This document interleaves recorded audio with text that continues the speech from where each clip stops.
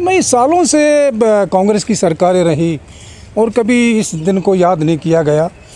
पहली बार शायद ये हम उसको जो बीजेपी की सरकार को, मोदी की सरकार को, अब मेरे ऊपर वो दूसरे सवाल मत करना, क्योंकि पहली बार बीजेपी वालों ने ही, इस सरकार ने संविधान दिवस मनाने की कोशिश की और मनाया, और उसके बाद में हमारे संगठन भी मनाने लगे। पहले ये भी नहीं मनाते थे, हम दो ही मनाते थे, तीन, या तो बुद्ध की जयंती मनाते थे, या बाबा साहब का महापरिनिर्वाण दिवस मनाते थे, या उनकी जन्मदिन मनाते थे 14 अप्रैल वाला।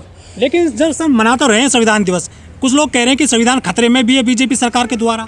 जो भी सरकार आती है, ये एक्चुअली बीजेपी की जो सरकार है, ये जितने भी एमपी चुन के आए हैं बीजेपी के या आरएसएस के, ये एक भी आदमी इनमें से संविधान सभा में नहीं था, और वो जिन्होंने संविधान बनाया आज वो अंदर नहीं हैं, और अगर हैं तो उनकी सुनी नहीं जाती, क्योंकि वो कांग्रेस का बहुमत नहीं है, एक वो प्रतिपक्ष का भी रोल ठीक से नहीं अदा कर पा रही है। तो जिन्होंने बनाया और जिनकी उसमें श्रद्धा है, और जिन्होंने अंबेडकर साहब का भी रिगार्ड किया, ना चाहते हुए भी रिगार्ड करना पड़ा, तो अब ये सरकार में जितने लोग हैं वो तो ये पहले सम्मान भी नहीं करते थे संविधान का, ये चाहते ही नहीं थे, ये झंडे को भी नहीं मानते थे, ये संविधान को भी नहीं मानते थे। और अगर पीछे इतिहास में जाएं तो देश की आज़ादी में भी इनका कोई अच्छा भागीदारी नहीं है। कांग्रेस का, बीजेपी का? बीजेपी तो उन दोनों नहीं थी, आरएसएस थी, हिंदू महासभा थी, जनसंघ था, जनसंघ बाद में बना। लेकिन वो तो सर देश को मजबूत कर रहे हैं आजकल।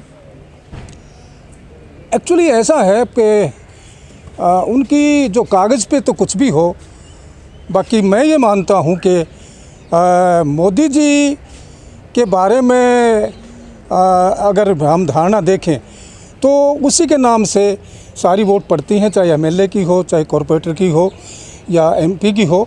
हमारी जो श्रद्धा थी हमारे संविधान निर्माताओं की कि भाई हमारा एक स्टेट भी होगा, एक यूनियन होगा, एक स्टेट लिस्ट होगी जो काम करेगी, एक यूनियन लिस्ट होगी जो काम करेगी, एक ऐसी भी लिस्ट होगी जो दोनों पे काम करेगी। पर अब जो है सिर्फ एक आदमी के ऊपर, जो बाबा साहब ने कहा था संविधान सभा में ही कि हम किसी आदमी की पूजा नहीं करेंगे। ये कोई आदमी बड़ा हो सकता है, उसके विचार ठीक हो सकते हैं, हम विचारों की करेंगे, पर आज उल्टा काम हो रहा है, आज उल्टा काम हो रहा है, और सारी की सारी वोट एक आदमी से मांगी जा रही है और एक ही लागू हो रही है। स्टेट लिस्ट का कहीं नाम नहीं रहा है, स्टेट्स फ्री नहीं रही है। लेकिन जो मोदी जी की छवि बनी है पूरी दुनिया में, वो तो मजबूत वाली है ना।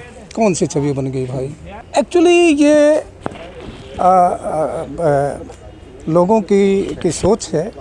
जिस इंदिरा जी को 75 तक पूजा, 72 में 2/3 मेजोरिटी में आई, उसको 75 आते आते और ऐसा सोचना पड़ेगा कि उसको इमरजेंसी लगानी पड़ी, और फिर 80 में फिर उसको पूछ दिया। बीजेपी के साथ ऐसा होगा? देखो, मैं नेता तो नहीं हूँ, मैंने तो फेडरेशन चलाई है काशीराम जी के साथ, मैं ऑल इंडिया सेक्रेटरी जनरल हूँ, इनकम टैक्स का फेडरेशन चलाता रहा हूँ, मैं IRS रिटायर हुआ हूँ। पर उस कृपा की जो मैं राजनीति देख रहा हूँ, इतना मैं कह सकता हूँ, बीइंग शेड्यूल्ड कास्ट का आदमी होते हुए, शेड्यूल्ड ट्राइब का मेरे लोग दोनों ही थे, SC STs, इतना मैं पा रहा हूँ कि जो लोग हम जब नौकरी करते थे वो घट के थोड़े रह गए हैं, उनकी नौकरियां नहीं हैं अब, और उन पर अत्याचार बढ़ गए हैं, उनकी प्रमोशंस टाइम पे नहीं हो रही हैं, और जो बैकलॉग्स जो खाली पड़े हैं सारे, वो भरे नहीं जा रहे हैं। तो मैं तो नौकरी के ऊपर ही बोल सकता हूँ, मैं राजनीति के ऊपर ज़्यादा नहीं बोल लूँगा, क्योंकि मैं। लेकिन सर जो मोदी सरकार है वो नारा देती है सबका साथ, सबका विकास, सबका विश्वास, मजबूत कर रही है देश को सर। पर विश्वास तो कोई नहीं कर रहा। वोट कैसे मिल रहा है फिर उनको? अगर वोट मिल रहा है तो फिर मैं तो फिर गरीब आदमी हूँ, मैं गरीब घर से आया हूँ, तो मैं तो यही कहूँगा, जब लॉकडाउन चल रहा था, जो रेल के नीचे कट के मर गए, जो भूखे प्यासे मर गए, जो रास्ते में चल के मर गए, उनका तो कुछ किया नहीं, उनको कुछ दिया नहीं है। सर धर्म तो मजबूत कर रहे हैं, वो अनाज भी दे रहे हैं फ्री 5 किलो। देखिए, धर्म से देश नहीं चलता, धर्म से देश चलता होता तो आज पाकिस्तान की वो हालत नहीं होती, आज वो नेपाल की हालत नहीं होती। धर्म से नहीं चलता, देश चलता संविधान से, और संविधान को अगर मानते हो तो उस पर चलो। अब कांग्रेस जो है, अब कांग्रेस का क्या हाल हुआ है? यात्रा कर रहे हैं राहुल साहब, बाहर जोड़ रहे हैं। मेरी बात सुनो। इतना समय मिला कांग्रेस को, इतना समय मिला। कांग्रेस बोलती नहीं थी, ये बोल के करते हैं। कागज़ पे वो भी वही रहती थी। आज जो वोट था कांग्रेस के पास सवर्ण का, पहले नंबर वाले का, वो कहाँ है आज? वो सारे बीजेपी में है। किसको ज़्यादा डेंट करेगी? 2011 में आपने देखा होगा, पर यहाँ पर रामलीला मैदान में जब ये चल रहा था, वो टोपी वाला महाराष्ट्र वाला अब तो नहीं है, अन्ना हजारे नहीं है। और जो लोग इनके साथ थे, अच्छे अच्छे जो लोग थे, प्रशांत भूषण था या पत्रकार थे या और कई लोग थे, वो सब छोड़ के चले गए हैं। और मेरे महकमे का आदमी है, मुझे भी पता है कि इसने एक बार झूठ बोला था जब रिजाइन करके आया कि मैं तो कुबेर के ढेर पर बैठा था। उस डिपार्टमेंट में एक इंस्पेक्टर 1 करोड़ रुपए एक साल में कमाता है। तो भाई 36 साल तो मैं भी नौकरी करके आ गया, कम से कम 36 करोड़ तो मेरे पास भी होने चाहिए। तो मैं तो इंस्पेक्टर भी रहा, ITO भी रहा, कमिश्नर भी रहा।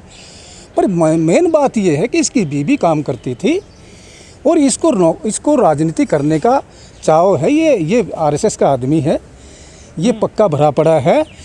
जब कांग्रेस थी पावर में तो बीजेपी नहीं होती थी, पर कभी कभी बीजेपी भी आई है तो कांग्रेस के उससे हटा के आई है।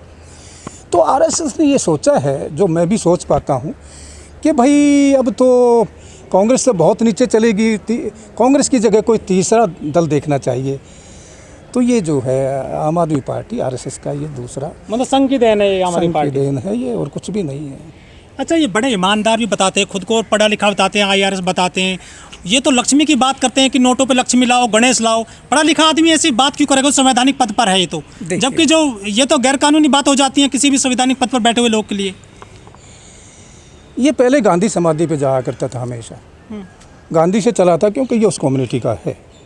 इसने देखा कि गांधी जी सारी उम्र तो जेलों में रहे हैं या एजिटेशन करते रहे हैं, और एक धोती में लपेट के उसको भेज दिया घर पे, समझे? उसको कुछ मिला नहीं, राजनीति इतना उसने काम किया और कुछ नहीं मिला।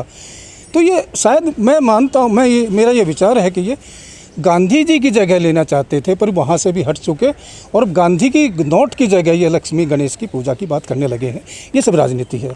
2012 से 2022 तक 10 साल हो गए हैं अरविंद केजरीवाल को राजनीति में। इसकी जो सच्चाई है, ईमानदारी कितनी कम ज़्यादा हुई है? मतलब क्या इसके पोल खुलती जा रही है?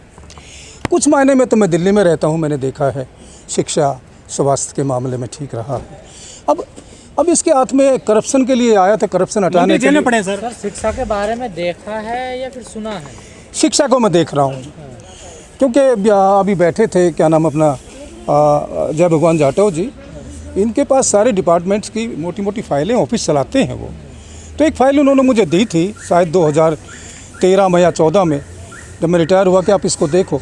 तो उसमें जो हमने लिखा था, भाई एक ही बात नहीं हो पाई है कि जो टीचर सरकारी स्कूल में लगे, हाई स्कूल में या सीनियर सेकेंडरी स्कूल में जो टीचर अपॉइंटमेंट हो, उनके बच्चे यहीं पढ़ने चाहिए, स्कूल में ही पढ़ने चाहिए।